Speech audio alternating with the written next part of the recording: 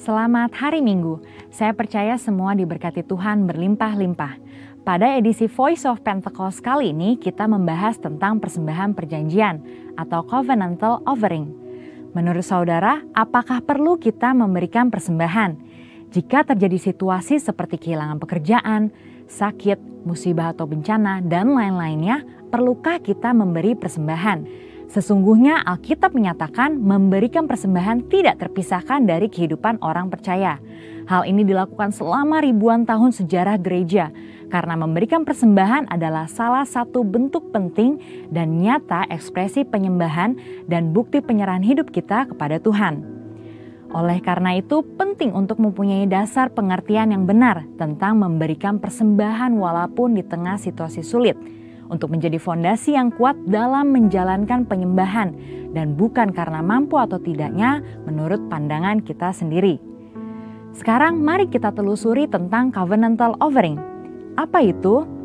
Covenantal offering adalah persembahan karena perjanjian hubungan manusia kepada Tuhan. Nah, untuk bisa melakukan covenantal offering, kita harus mempunyai covenantal relationship terlebih dahulu. Covenantal relationship itu sendiri adalah hubungan berdasarkan ikat janji yang sangat kuat dengan Tuhan, berdasarkan hikmat firman Tuhan.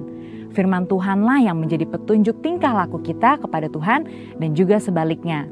Dan istimewanya adalah karena kita mempunyai Roh Kudus dari Kristus berdasarkan 2 Korintus 3 ayat 17-18, maka adalah suatu keuntungan yang istimewa kita bisa mendapatkan kemuliaan untuk melakukan perintah Tuhan dengan sukarela, bukan karena paksaan. Dalam perjanjian lama yaitu di kitab Imamat ada 5 macam korban persembahan yang harus diberikan umat Israel kepada Tuhan, yaitu korban bakaran, curahan, pendamaian, penghapus dosa, dan kesalahan. Nah, kini kita sudah tidak melakukan hal tersebut karena Tuhan Yesus sendiri yang sudah menggenapinya. Tapi prinsip memberi persembahan kepada Tuhan tetap berlaku. So, di masa kini saat kita memberi kepada Tuhan, berilah dengan sukarela persembahan yang wajib diberikan kepada Tuhan. Karena kita ada di dalam suatu hubungan ikat janji yang erat dengan Tuhan. Inilah yang disebut memberi covenantal offering karena covenantal relationship. Saudara, memberikan covenantal offering kepada Tuhan harus menurut kerelaan hati kita. Bukan dengan sedih hati atau paksaan, tapi dengan sukacita.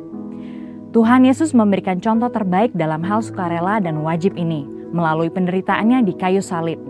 Yohanes 10 ayat 18 berkata, "Tidak seorang pun mengambilnya daripadaku, melainkan aku memberikannya menurut kehendakku sendiri.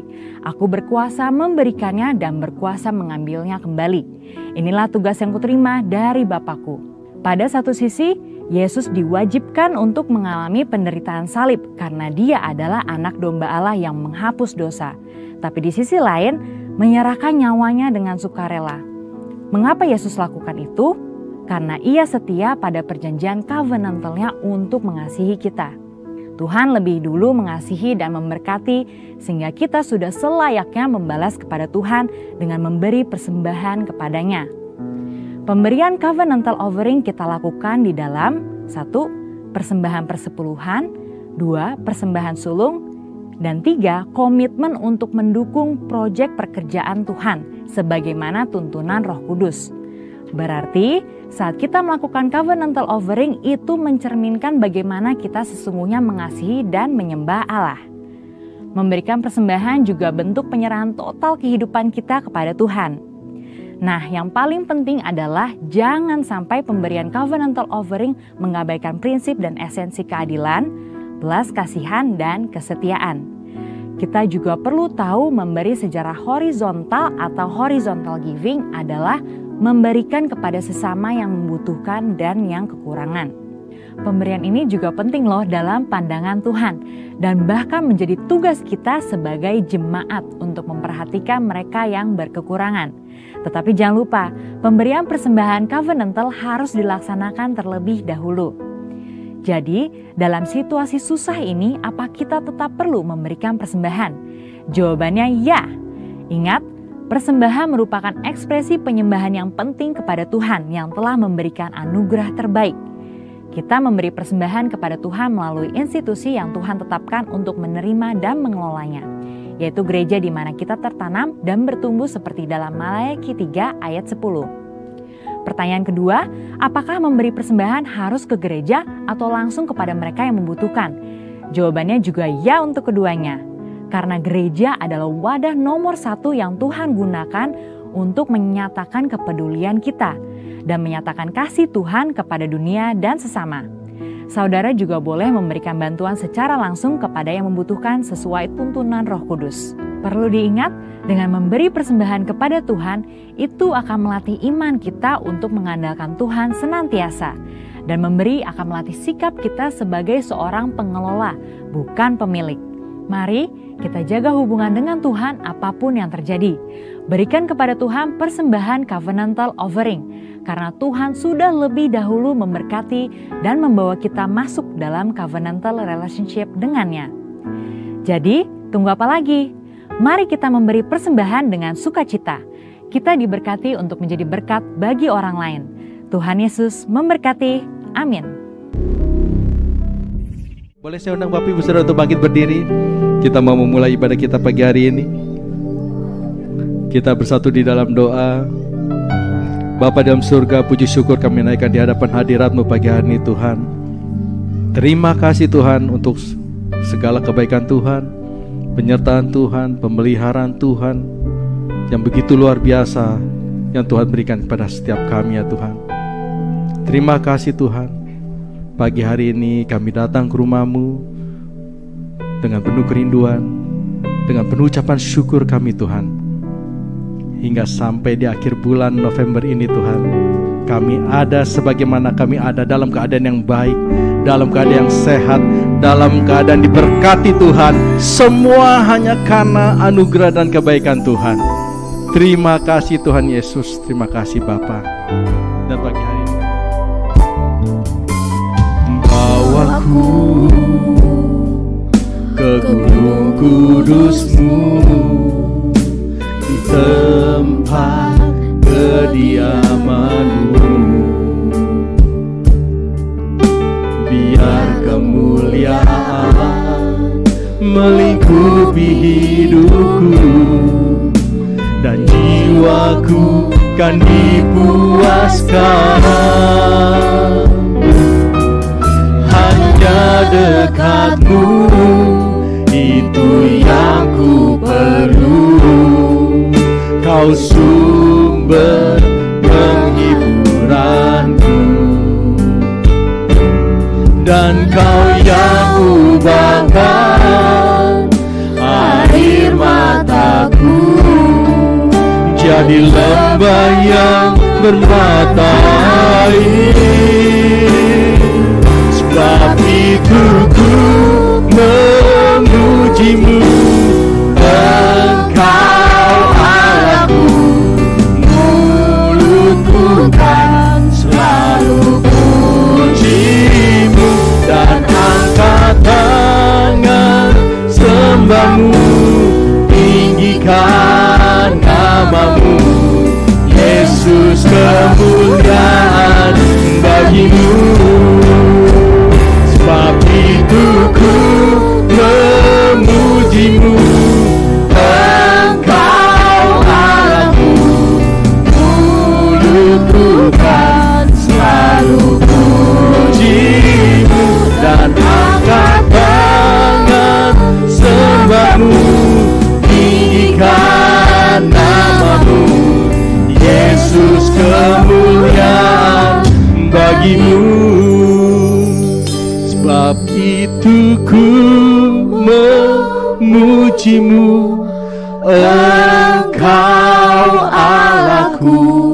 Mulutku kan selalu puji-Mu, dan angkat tangan sembah-Mu, tinggikan nama-Mu. Yesus, kemuliaan bagi-Mu. Sebab itu ku memuji-Mu, Engkau Allahku. Mulutku kan selalu puji-Mu,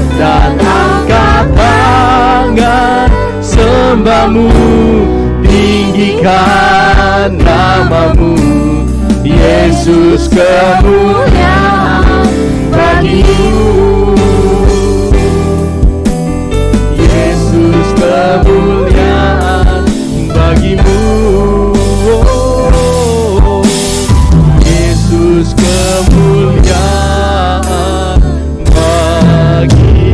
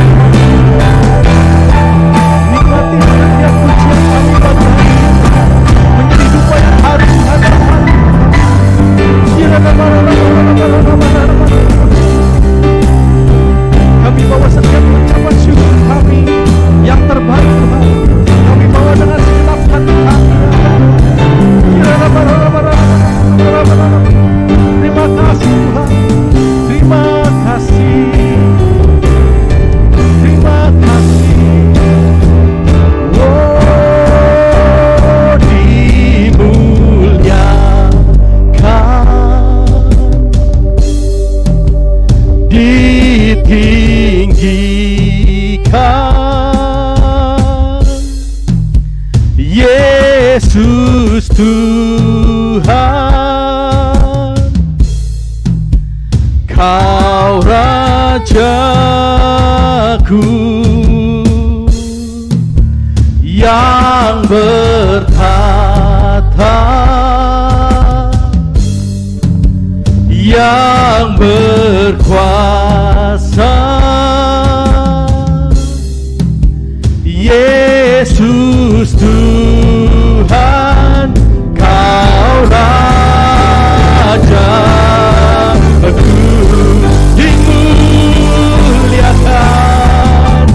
dimuliakan,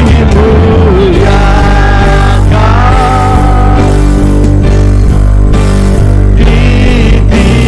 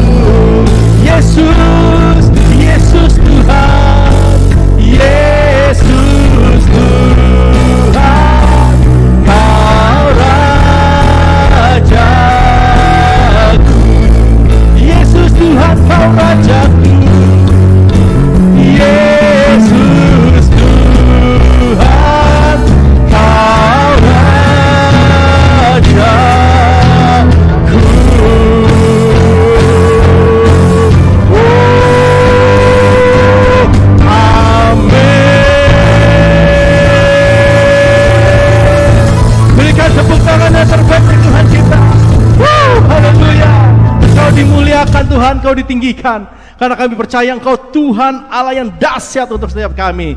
Dan kami siap memuji-Mu lebih lagi untuk kemuliaan nama-Mu Tuhan. Yang siap memuji Tuhan boleh sama-sama kita katakan amin.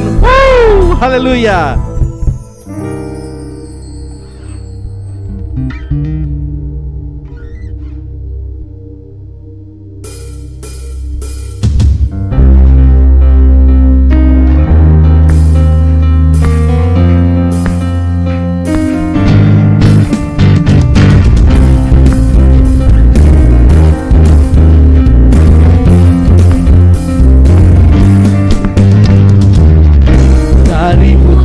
Ke selatan terdengar pujian bagi Allah, dari barat sampai ke timur nama Yesus disanjung tinggi. Dari pulau-pulau, lembah-lembah, gunung-gunung yang tinggi, kemuliaannya disaksikan, kebesarannya diceritakan. Yesus, Yesus, nama Yesus, nama Yesus disanjung tinggi. Dari pulau-pulau, lembah-lembah, gunung-gunung yang tinggi, Allahku dahsyat berkuasa, seluruh bumi sujud menyembah. Tinggikan nama-Mu, Allahku dahsyat berkuasa, seluruh bumi sujud menyembah. Tinggikan nama-Mu, oh.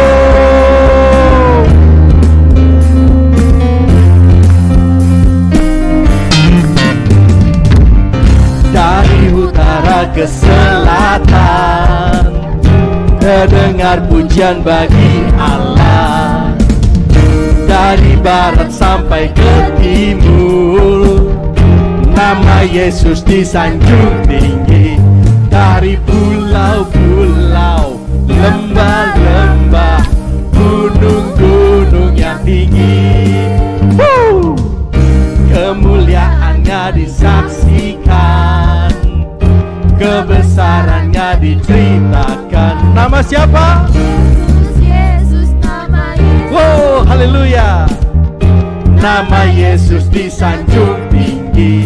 Dari pulau-pulau, lembah-lembah, gunung-gunung yang tinggi, Allahku dahsyat berkuasa, seluruh bumi sujud menyembah.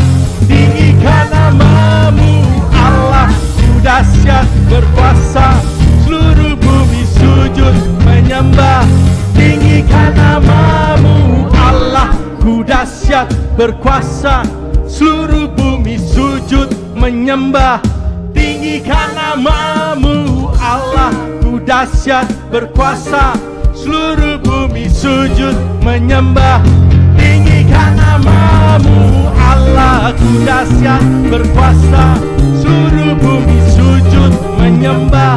Tinggikan nama-Mu, Allahku dahsyat berkuasa, seluruh bumi sujud menyembah.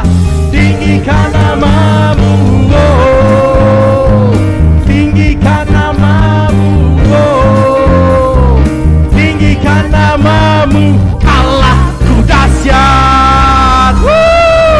Berikan sorak-sorai. Kita percaya kita punya Allah yang dahsyat, maka perbuatannya sungguh nyata atas setiap kita. Amin. Berikan sorak-sorai. Yes. Haleluya.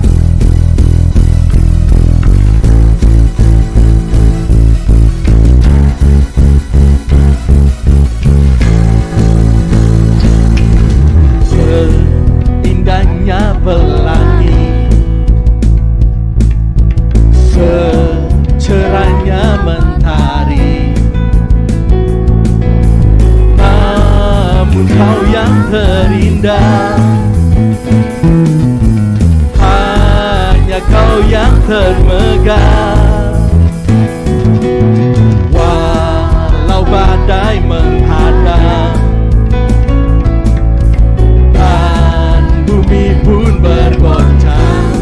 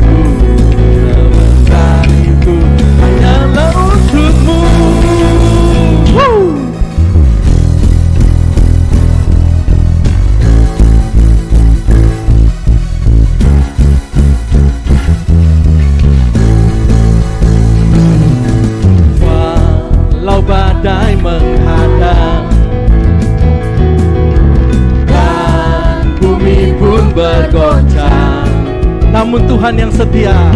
Namun Kau kan setia menjaga kita semua, amin. Menjagaku selamanya. Sungguh nyata kasih-Mu di sepanjang hidupku. Dengan darah-Mu Kau tebus dosaku. Sungguh nyata kasih-Mu di sepanjang hidupku. Segenap hatiku hanyalah untuk-Mu.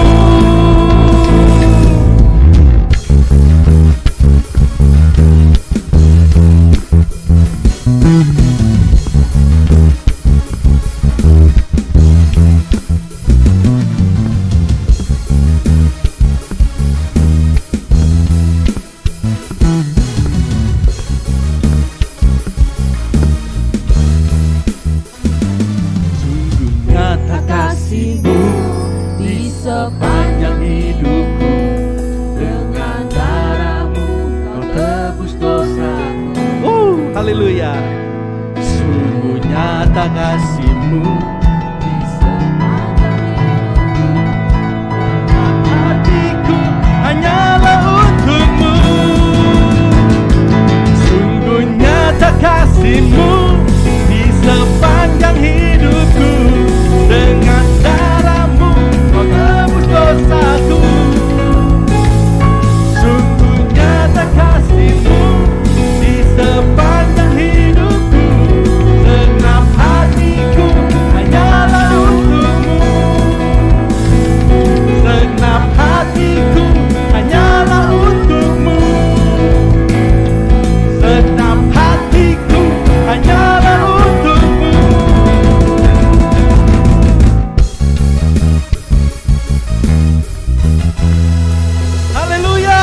Berikan sorak-sorai itu Tuhan kita. Puji Tuhan, haleluya. Silakan duduk kembali Bapak Ibu Saudara dalam hadirat Tuhan.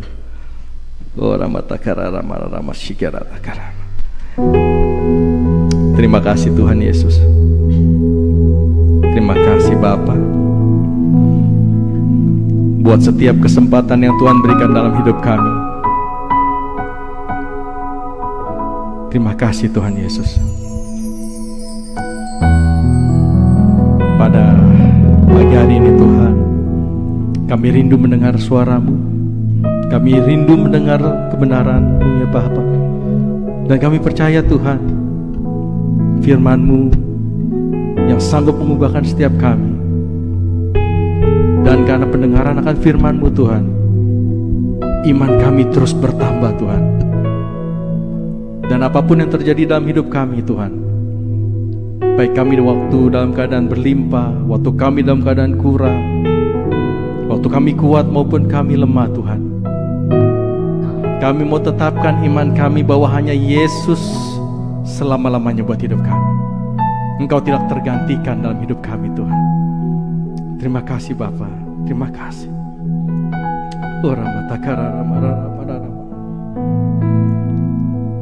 Jadikan pujian ini menjadi pernyataan iman kita, amin. Bahwa sekali Yesus, tetap Yesus selama-lamanya. Haleluya Tuhan Yesus. Dalam segala keadaan, waktu berlimpah maupun kurang, tetap Yesus yang mempesona hatiku.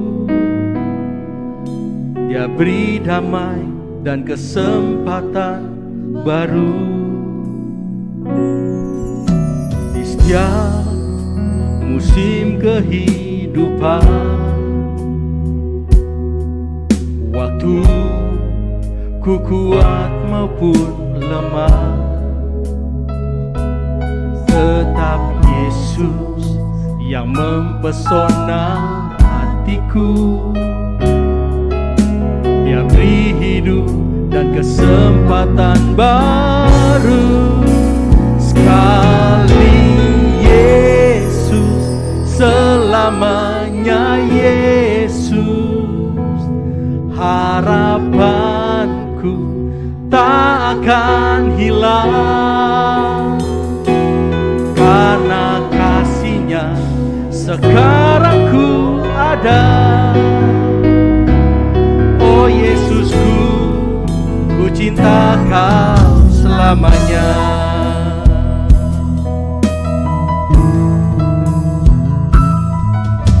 Dalam segala keadaan,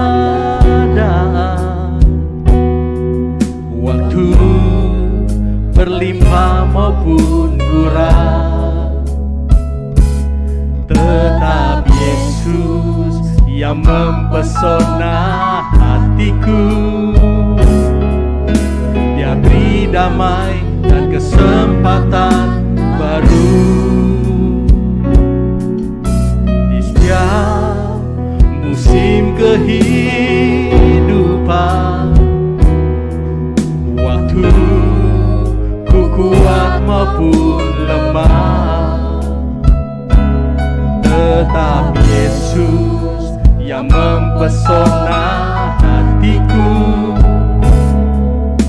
Dia beri hidup dan kesempatan baru. Sekali Yesus, selamanya Yesus.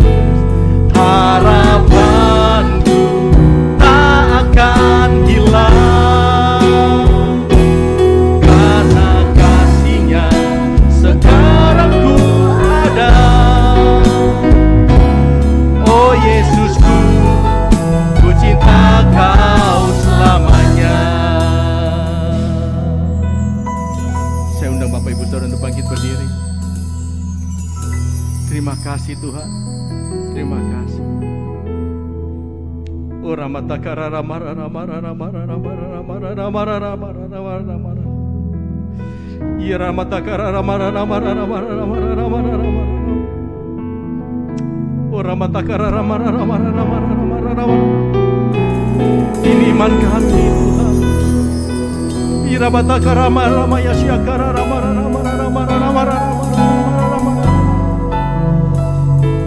Oh Tuhan Yesus, Tuhan Yesus, Kau sungguh baik Tuhan. Terima kasih buat kasih-Mu Bapa. Semuanya karena kasih-Mu. Sampai saat ini kami ada sebagaimana kami ada Tuhan. Semuanya karena Engkau Tuhan. Semuanya karena penyertaan, pemeliharaan Tuhan. Sungguh sempurna dalam hidup kami Tuhan. Kami bangga memiliki-Mu ya Tuhan. Sampai selama-lamanya Tuhan. Kami tetap mau nyatakan dengan iman kami, sekali Yesus, tetap Yesus Tuhan. Walau apapun Tuhan di hadapan kami, walau apapun Tuhan yang datang menerpa kami, problem apapun Tuhan, kami hanya percaya sekali Yesus, tetap Yesus. Yoramatakara ramara ramara ramara ramara.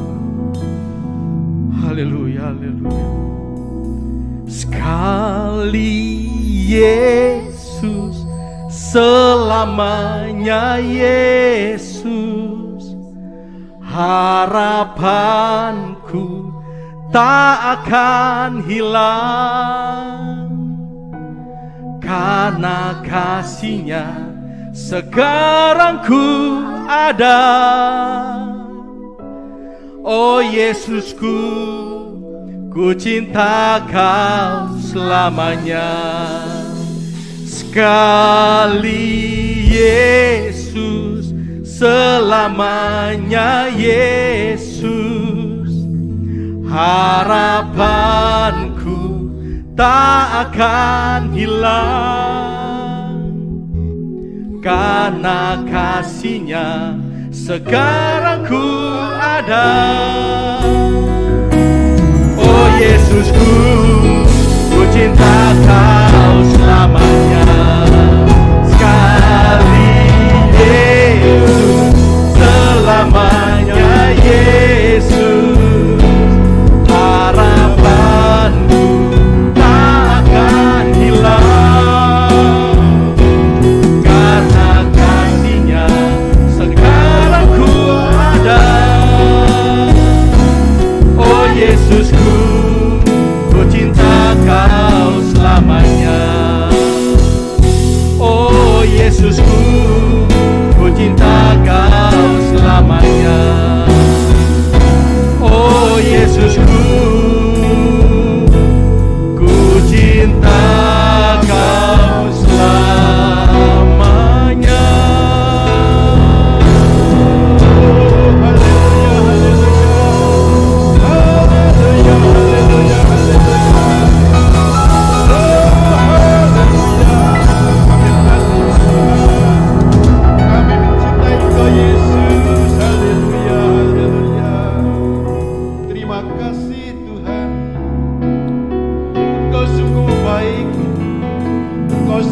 baik.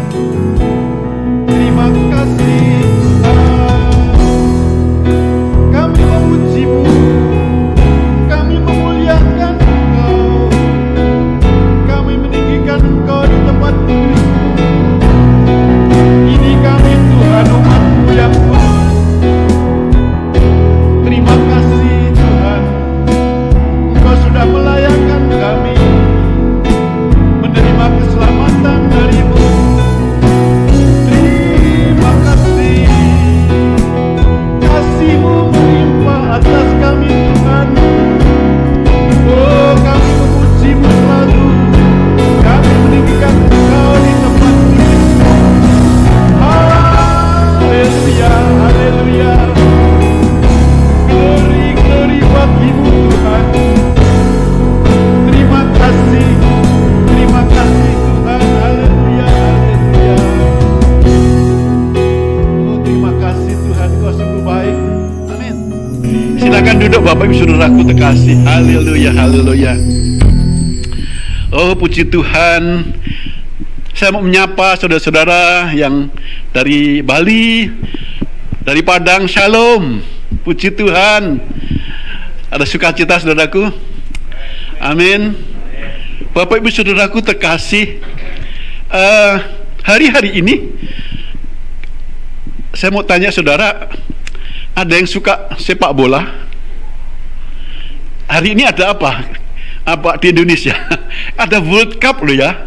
Ada yang nggak tahu? Tahu semuanya? Ada nggak tahu? World Cup usia 17 tahun, saudara.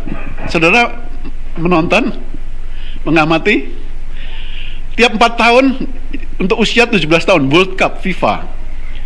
Saudaraku, beberapa waktu lalu, ini kemarin juga saya sudah sharing di tim Cool, saya ingin bahas ini lebih lengkap, lebih dalam. Saat ini sudah level ke semifinal saudara. Nah, tanggal 28 itu tinggal 4 tim seluruh dunia yang usia 17 tahun. Itu yang masih bertahan adalah Prancis lawan Mali nanti, kemudian Argentina melawan Jerman. Nah, saudara jago yang mana kira-kira ya? Kita penonton bola loh ya. Kita nonton bola. Saya juga suka nonton bola. Waktu tim Indonesia bermain saudara, wow, tim Indonesia di grup A dengan 4 tim lainnya, yaitu dengan Ekuador, dengan Panama, dengan satu lagi mana? Maroko, betul. Maroko dan Indonesia. Saudara, waktu pertama kali bertemu dengan melawan Ekuador ya, Ekuador tuh rankingnya tinggi sekali, pernah jadi runner up tahun-tahun sebelumnya. Indonesia lawan Ekuador, saudara, wow, saya semangat saudara, wow, 1-1, Indonesia menggolkan duluan, wow, 1-1, semangat saudara, penonton ya. Terus yang lawan berikutnya, pertandingan berikutnya itu melawan mana? Panama kan, 1-1 juga, wow, jadi punya 2 poin kan. Tinggal lawan Maroko saudara. Harapan saya nih, coba ditayangkan gambarnya. Harapan saya lawan Maroko tuh menang. Kalau menang, wow, Indonesia masuk ke 16 besar. Nextnya lawan Maroko, ternyata saudaraku kalah 3-1. Aduh, kecewa saudara. Sebagai penonton, kita pendukung ya, kecewa sekali saudara. Yang namanya penonton kalau kecewa, aduh udah gue gak mau nonton dah, gue gak mau nonton lagi dah, mogok ya, mogok, saya gak mau nonton lagi dah, mengecewakan. Saudaraku, sebagai penonton kadang-kadang lebih pinter ya daripada pemain ya. Wah, gimana sih mainnya, kok mainnya kayak gitu, tekanan-tekanan. Harusnya kan terus ulang ngajarin ya, harusnya mainlah tiki-taki kayak Messi itu loh, gitu kan. Kalau dalam tekanan-tekanan dia main overan cepat, serangan gitu ya, serangan balik gitu ya, harapannya kan gitu. Ternyata nggak gitu ya. Waduh, udah deh, aku nggak mau nonton lagi dah, nggak mau nonton lagi. Sampai kemarin ngelirik aja kan pengen nonton. Sekarang terakhir apa nih? Ternyata sudah masuk semifinal saudara, tanggal 28 nanti. Nah saudaraku, Antara pemain dan penonton, siapa saya ini? Ini tema yang akan saya sampaikan pada siang hari ini. Penonton dan pemain, siapa saya? Next ya. Saudaraku, belum dulu, yang tadi dulu. Pemain itu kan sudah mempersiapkan diri ya, latihan. Mereka mempersiapkan lama loh, berbulan-bulan loh. Pelatihnya itu tentu sudah dipilih yang pelatih yang pintar atau enggak, yang jago pastilah. Kemudian latihannya juga intensif. Orangnya pun dipilih yang paling hebat-hebat. Kalau saya pasti nggak akan kepilih ya. Dipilih pasti yang hebat-hebat lah.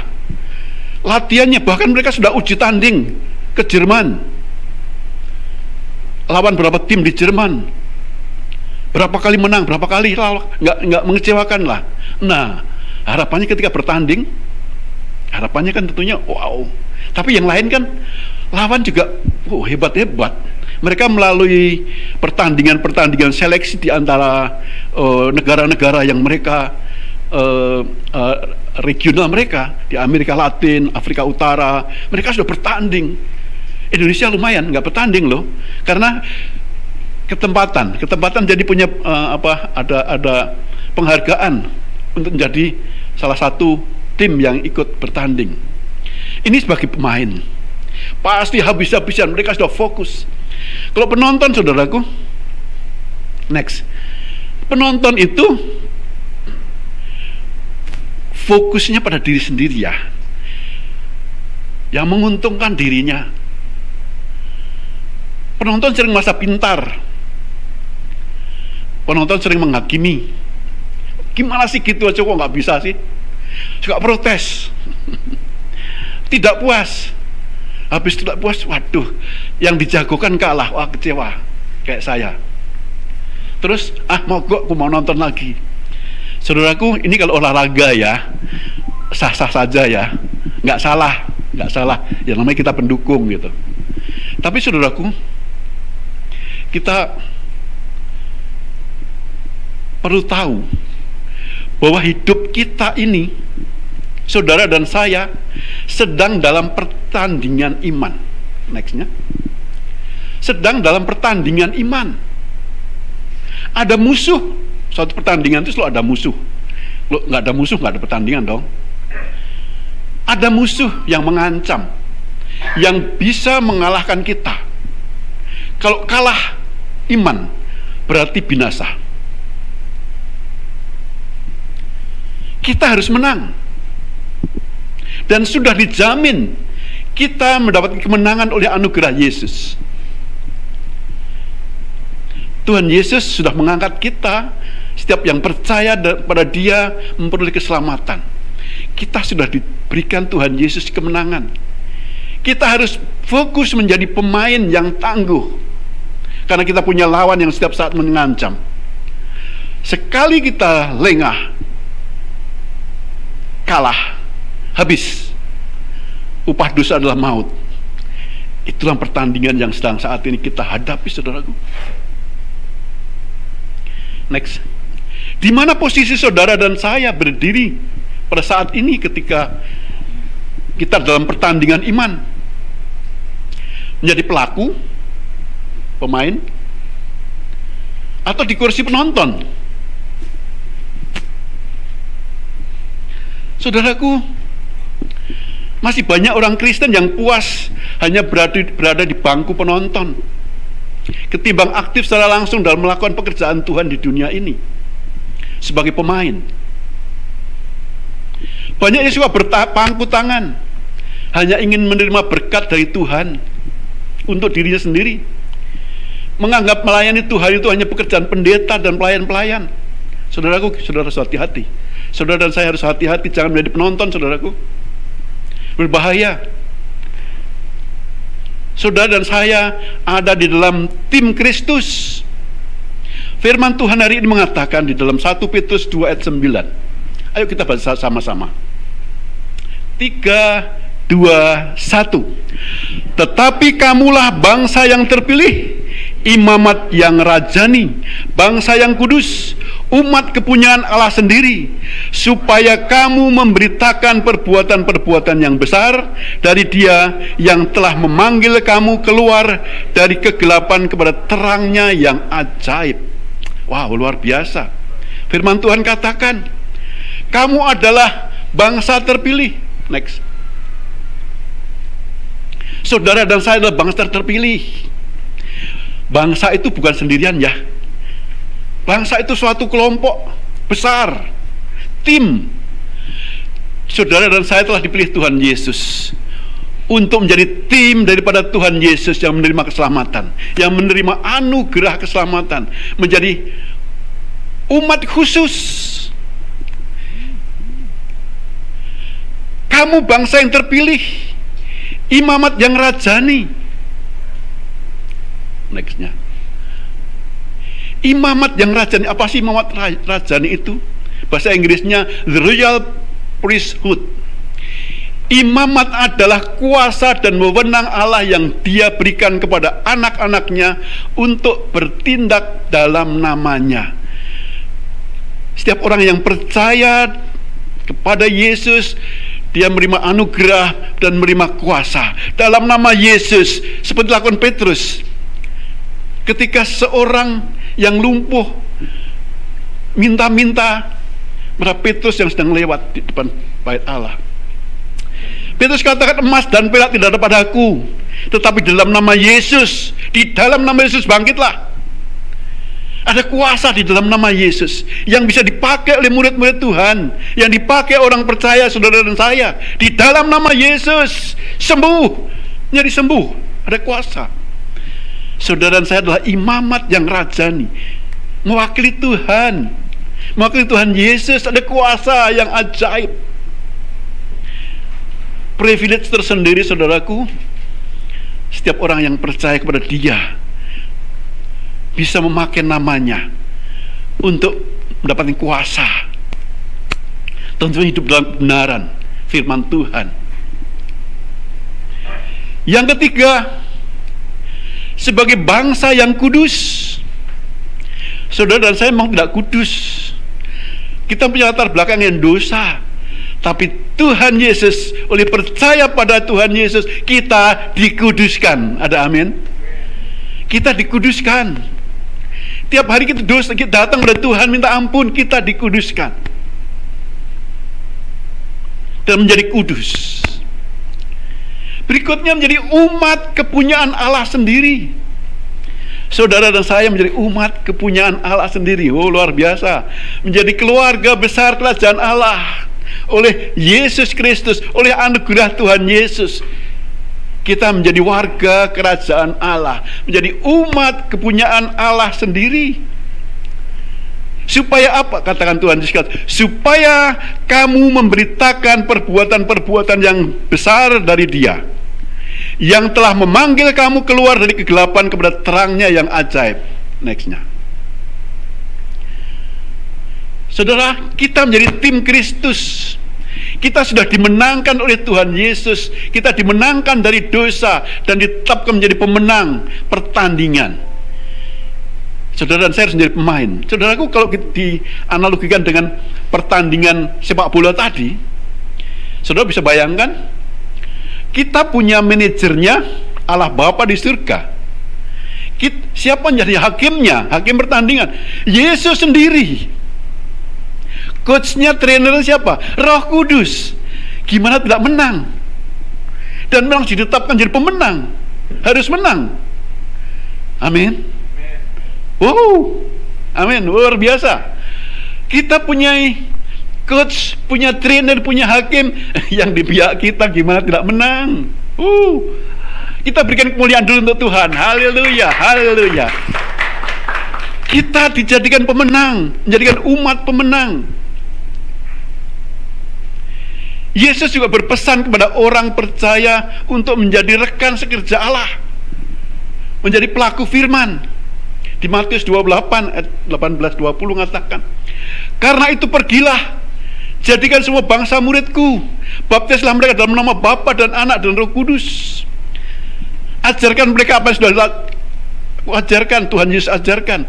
Dan ketahuilah, aku menyertai kamu sampai kepada akhir zaman. Janji Tuhan Yesus, kita sepanjang hidup kita sampai akhir zaman, kita disertai oleh Tuhan Yesus. Bukan luar biasa? Kita menjadi rekan sekerja Allah. Jadilah pemain, saudaraku. Hati-hati, jangan keluar dari pelaku permainan pemain. Kalau jadi penonton, saudara, berbahaya, saudaraku, itu sangat berbahaya. Bagaimana mungkin bisa kalah? Nggak mungkin bisa kalah. Dan dia juga, nextnya, dia juga membekali kita dengan kuasa-kuasa yang luar biasa. Kita dipersiapkan menjadi pemenang oleh tim Kristus. Di dalam Lukas 10:19 mengatakan, sesungguhnya aku telah memberikan kuasa kepada kamu untuk menginjak ular dan kalajengking, dan kuasa untuk menahan kekuatan musuh, sehingga tidak ada yang akan membahayakan kamu. Wow. Selain kita sudah punya coach sendiri, kita hakimnya, pelatihnya, Yesus sendiri, juga kita dibekali oleh kuasa. Bahkan menginjak ular dan kalajengking, kita punya kekuatan menahan musuh. Tidak ada yang membahayakan, nggak ada bahayanya.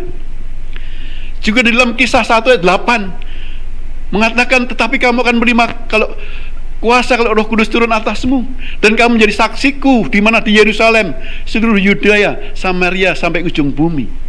Kita dibekali kuasa, kita diberi kekuatan, kita dilindungi oleh Tuhan, tidak ada yang membahayakan. Pasti menjadi pemenang. Haleluya. Untuk menjadi pemenang, Rasul Paulus mempersiapkan diri. Di 1 Korintus 9, 26-27 mengatakan, sebab itu aku tidak berlari tanpa tujuan, dan aku bukan petinju yang sembarangan saja memukul, tetapi aku melatih tubuhku dan menguasainya seluruhnya, supaya sesudah memberitakan Injil kepada orang lain, jangan aku sendiri ditolak. Saudaraku, Rasul Paulus menganalogikan dia sebagai pemain tinju. Tidak meninju sembarangan. Dia sudah mempersiapkan diri dengan latihan-latihan. Maka strategi menghadapi musuh. Bukan tanpa tujuan. Dia menguasai tubuhnya supaya dan melakukan yang benar, mengikuti aturan-aturan. Apa sekali? Supaya sudah memberitakan Injil kepada orang lain, jangan aku sendiri ditolak. Melakukan aturan-aturan sesuai dengan firman Tuhan, tidak melakukan kesalahan. Kalau melakukan kesalahan biasanya ditolak, oh kena kartu kuning. Tidak. Rasul Paulus melakukan kebenaran dan melatih diri dan menggunakan strategi-strategi untuk melawan musuh. Haleluya. Saudaraku, saudara dan saya ditetapkan menjadi pemenang, menjadi bagian daripada umat Allah. Tim Kristus harus memenangkan banyak jiwa, saudaraku, sebab masih banyak orang yang sedang kalah, saudara, masih kalah. Itu yang harus dimenangkan, saudara. Saudara dan saya menjadi keluarga kerajaan Allah, itu tugas kita untuk memenangkan mereka. Firman Tuhan katakan, tuaian memang banyak, tetapi pekerja sedikit. Saudara, mari ambil bagian. Menjadi tenaga-tenaga penuai. Penuai bagi Yesus Kristus. Untuk memenangkan jiwa-jiwa. Mereka yang masih kalah, ayo kita menangkan di dalam Yesus. Untuk mereka juga layak menerima keselamatan. Bagaimana strategi pemenangannya? Di Matius 5 ayat 16 katakan, demikianlah hendaknya terangmu bercahaya di depan orang, supaya mereka melihat perbuatanmu dan yang baik, dan memuliakan Bapamu yang di surga. Saudaraku, firman Tuhan katakan, kamu adalah garam, kamulah terang. Terang itu kalau ditempatkan di cahaya lampu itu terlebatkan di bawah nggak kelihatan. Kalau di tempat yang terang seperti nggak ada gunanya. Lampu terang itu harus dibawa ke tempat yang gelap, baru mereka berguna. Sama halnya dengan garam. Garam selama masih ada dalam wadahnya, nggak diapa-apain, ya garam saja, nggak ada gunanya. Tapi garam ketika dilarutkan di dalam yang memerlukan, dalam masakan, baru kerasa. Garam itu berguna ketika larut. Kalau tidak larut, kebayang saudara minum garam? nggak enak. Ketika di dalam masakan ada garam, larut, baru. Itulah saudara dan saya. Supaya apa? Supaya mereka melihat di dalam kehidupan kita ada perbuatan-perbuatan baik yang memuliakan Bapa. Kita menjadi saksi, melakukan suatu kebaikan bagi banyak orang yang mereka perlukan. Kita bisa menolong mereka. Kalau tidak bisa menolong, kita bisa mendoakan. Saudaraku, kita juga ada, besok kita ada doa pagi. Kita doakan saudara-saudara kita yang sedang kesulitan. Sore hari kita juga ada doa keliling ya, doa keliling. Ayo kita bergabung. Kita jangan jadi penonton saja. Itu tim Kristus, tim kerajaan Allah yang sedang bergerak. Amin. Saudaraku, pemain yang lengah bisa berubah menjadi penonton. Atau itu berbahaya, saudaraku. Itu sangat berbahaya. Lengah menjadi penonton. Suatu hari, saudaraku, ada pertandingan sepak bola. Saya pernah lihat pertandingan sepak bola di mana posisinya sudah imbang, tetapi salah seorang kipernya, satu kiper lawan tuh, karena waktunya sudah menipis dan dia masih nggak puas dengan 1-1, dia ikut ngambil bagian, lari ke depan untuk menyerang. Bermaksud dengan tenaga yang lebih banyak, dengan meninggalkan gawangnya, dia bisa masukkan gol lawannya. Ternyata saudara, ketika gawangnya ditinggal, dia menyerang dan bola itu dipegang oleh lawan, dengan tendangan sekali dari jarak jauh masuk gawang dan gol. Kalah saudara. Apalagi ditinggal menjadi penonton. Saudara, kalau saudara dan saya meninggalkan arena menjadi penonton, oh Tuhan Yesus tetap menang saudara. Kita menjadi pemenang karena anugerah. Bagaimana agar kita tidak lengah, saudaraku? Kita baca dari kitab Roma 12, 1 dan 2. Kita baca sama-sama ya. Ini supaya kita tidak lengah. Kita dalam kerajaan Allah, kita dari tim Kristus. Roma 12, 1 sampai 2. 3, 2, 1. Persembahan yang benar. Karena itu saudara-saudara, demi kemurahan Allah aku menasihatkan kamu supaya kamu mempersembahkan tubuhmu sebagai persembahan yang hidup, yang kudus dan yang berkenan kepada Allah. Itu adalah ibadahmu yang sejati. Janganlah kamu menjadi serupa dengan dunia ini, tetapi berubahlah oleh pembaharuan budimu, sehingga kamu dapat membedakan manakah kehendak Allah, apa yang baik, yang berkenan kepada Allah, dan yang sempurna. Haleluya. Untuk kita tidak lengah, saudara, kita persembahkan hidup kita, tubuh, jiwa, roh kita. Dan Tuhan katakan di sana, itu adalah ibadahmu yang sejati. Kita mempersembahkan tubuh, jiwa, roh kita. Kita jaga kekudusan. Kita mendengarkan firman, kita angkat pujian. Pujian dengan tubuh kita. Tuhan menyertai kita. Dan firman Tuhan katakan, janganlah kamu menjadi serupa dengan dunia ini. Apa sih maksud serupa dengan dunia ini? Yang serupa dunia ini selalu mengutamakan diri. I am the boss, bukan minta diri, minta dilayani. Tetapi kita dalam Tuhan, kita melayani, mempersembahkan tubuh, jiwa. Kita mau kehendak Tuhan yang terjadi. Kita mau kita memahami Tuhan itu apa yang menjadi kehendak Tuhan atas kita. Kehendak dunia apa yang menjadi mau kita. Hati-hati. Mari kita persembahkan untuk berkenan kepada Allah. Dengan begitu kita mengalami perubahan, pembaharuan budi.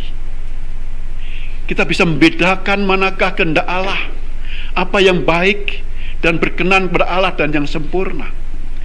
Yang sempurna adalah ketika kita mempersembahkan tubuh jiwa roh kita kepada Tuhan, yang hidup berkenan kepada Tuhan. Saudaraku, kemenangan itu harus sampai pada akhir pertandingan, sampai akhir pertandingan.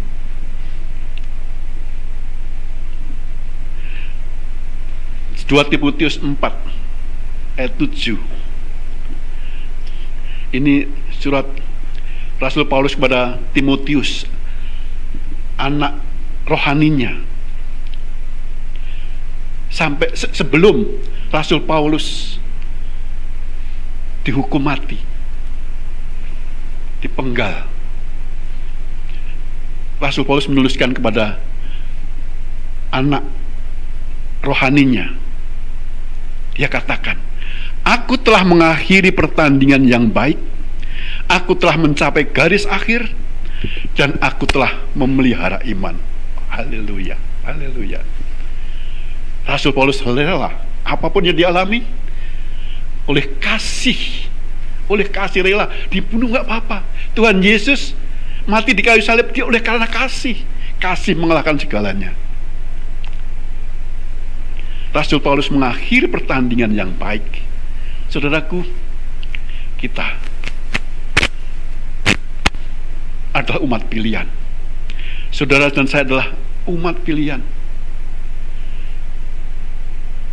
Kita pertahankan, kita bertempur, kita pertandingan sampai akhir. Kalau selama masih hidup kita masih belum selesai pertandingan. Itu yang ditulis oleh Rasul Paulus kepada anaknya Timotius. Dia mengakhiri pertandingan yang baik, mencapai garis akhir, dan telah memelihara iman. Mari kita renungkan, siapakah saudara dan saya? Siapkah kita bermain dalam arena kerajaan Allah, menjadi tim Kristus? Siapkan diri saudara dan saya. Jadilah pemain-pemain tangguh untuk memberitakanlah betapa besar perbuatan-perbuatan Tuhan bagi kita semua. Kesimpulan firman Tuhan pada hari ini, kehidupan orang percaya dianalogikan sebuah pertandingan. Yesus sudah memenangkan kita masuk dalam keluarga kerajaan Allah dan mengangkat kita menjadi rekan sekerja Allah. Kewajiban kita sebagai orang yang sudah diselamatkan, dimenangkan, adalah bergabung tim Kristus menyelesaikan amanat agung Tuhan Yesus.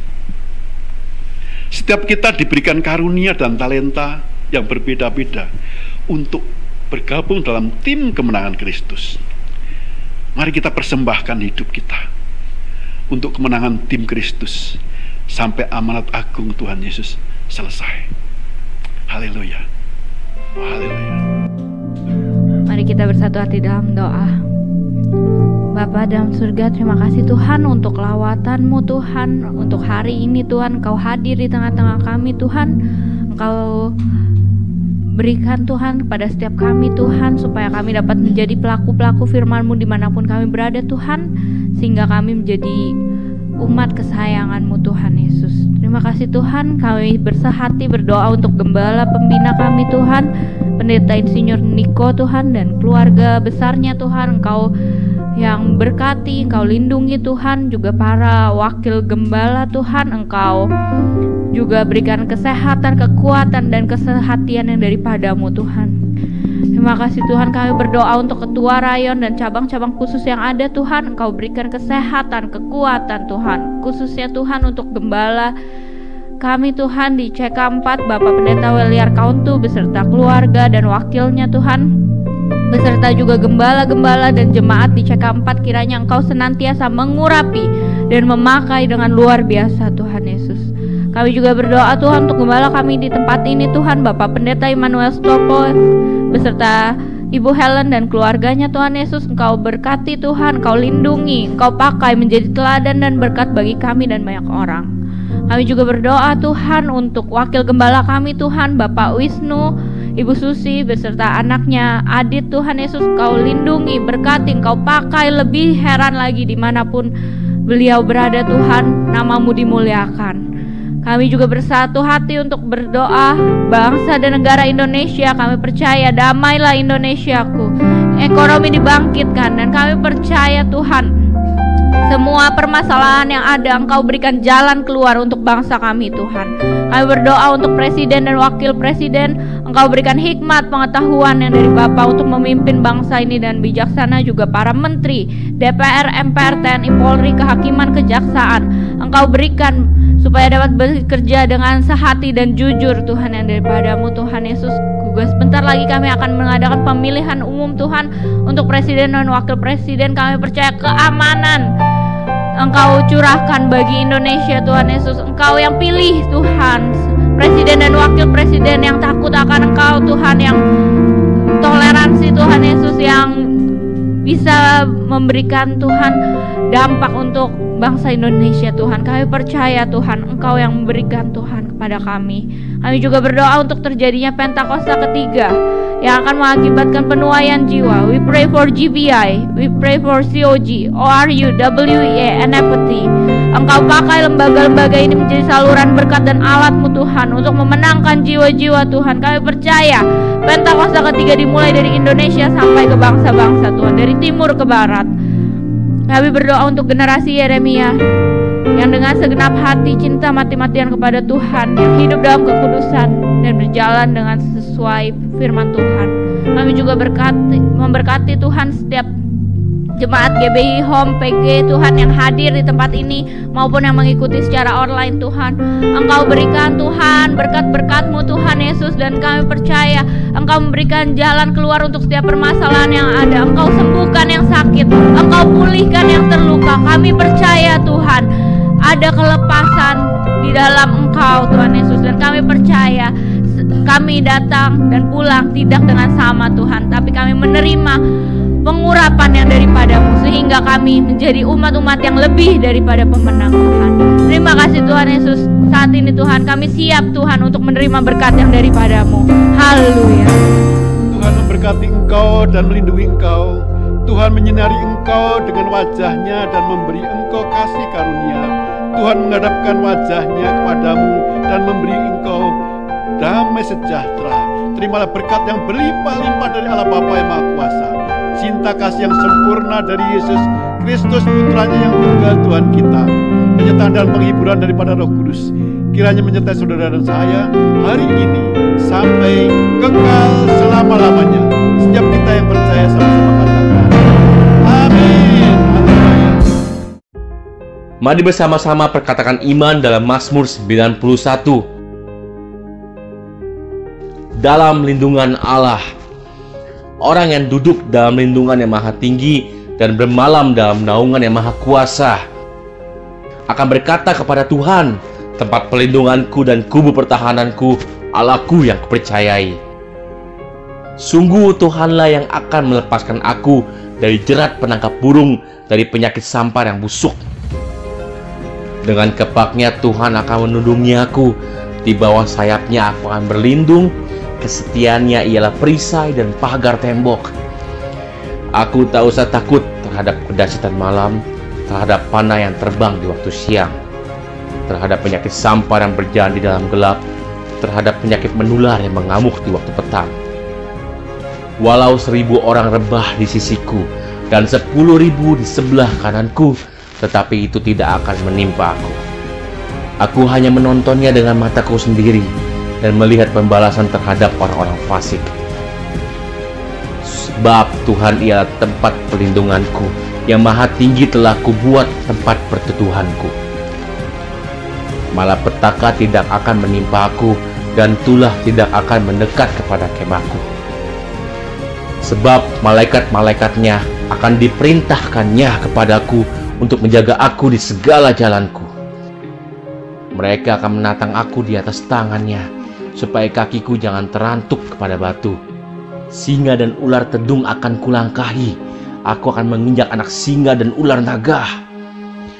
Sungguh hatiku melekat kepada Tuhan, maka Tuhan akan meluputkan aku. Tuhan akan membentengi aku, sebab aku mengenal namanya. Bila aku berseru kepada Tuhan, Tuhan akan menjawab aku. Tuhan akan menyertai aku dalam kesesakan. Tuhan akan meluputkan aku dan memuliakan aku.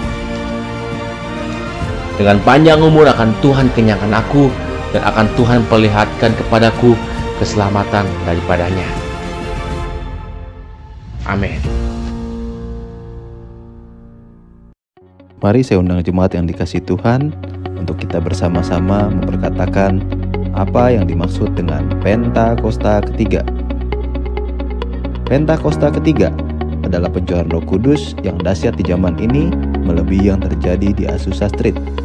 Pentakosta ketiga akan mengakibatkan penuaian jiwa yang terbesar dan yang terakhir sebelum Tuhan Yesus datang kembali.